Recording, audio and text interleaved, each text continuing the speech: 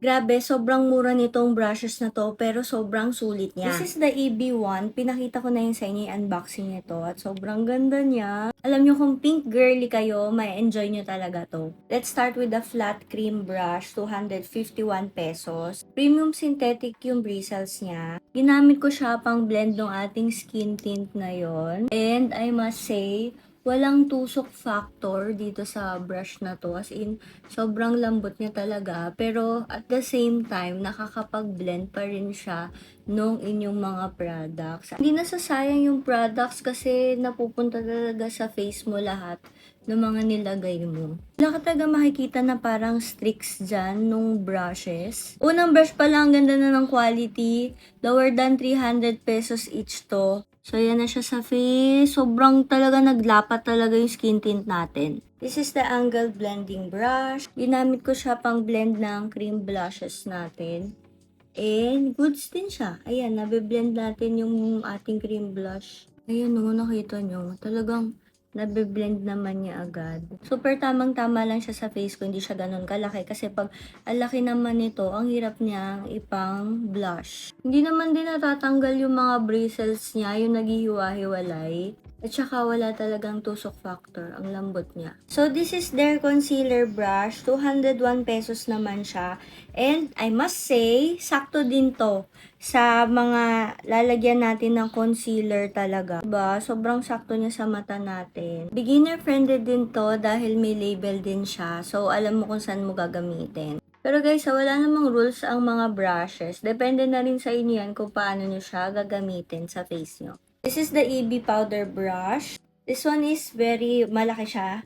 So, 251 pesos. Pero alam nyo, hindi naman super OA na laki kasi sakto pa rin naman yan sa pagpa-powder nyo sa face nyo. Wala tayong magiging problema sa lambot niya. Hindi siya magiging harsh sa ating mga face. For the blush and highlighter, let's use this one. Ito yung kanilang all-around brush, 231 pesos. Ito naman para siyang pa-dome. Sakto din siya sa cheeks para mag-apply ng mga blushes. And then, gagamitin ko yung kabilang side for the highlighter. Ooh! Sakto din siya sa ilong ko. Meron din sila for the lips, dalawa to. This one is the lip smudge brush. 201 pesos. Nauso to dati sa mga Korean. Kuha tayo ng lippy. Tapos, ito yung pang smudge natin. Diba, nakikita nyo? Pag ini-smudge natin, more on parang natural yung itsura niya sa lips. Since maliit lang siya, ang dali niyang dalhin, pwede nilagay sa mga small bags niyo for touch-ups. For the gradient effect, blend lang. Diba, nakita nyo, parang naka-filter lips natin. Parang super powdery niya tingnan. Yan, kung gusto nyo ma-achieve yung mga Korean style na gradient lips na blurring, gamit kayo na ganitong makeup tools. Kung gusto nyo naman mas maliit, ito, meron silang silicone lip brush, 201 pesos siya. So, I like this kasi mas madali naman din tong linisin. Tsaka inilagay mong product, hindi siya ma-absorb nung pinaka-makeup tools nyo. Saka dyan pagka-glossy, ganyan. Pwede niyong gamitin pang blend ito.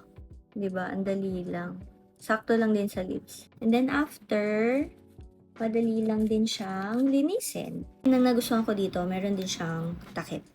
Here is the final look, guys. And ito lang yung ginamit natin ng mga makeup tools. The Ever Bilena Face Wand. Grabe talaga yung pagiging consistent ni Ever Bilena sa pricing nila. Like, super affordable niya talaga. Simula nung elementary and nung nag-high school and nung nag-college ako. If ever na budgetarian ka at naghahanap ka ng mga makeup tools na mura lang pero magandang quality, ito yung marereko ko sa inyo. Ilalagay ko siya dyan sa yellow basket.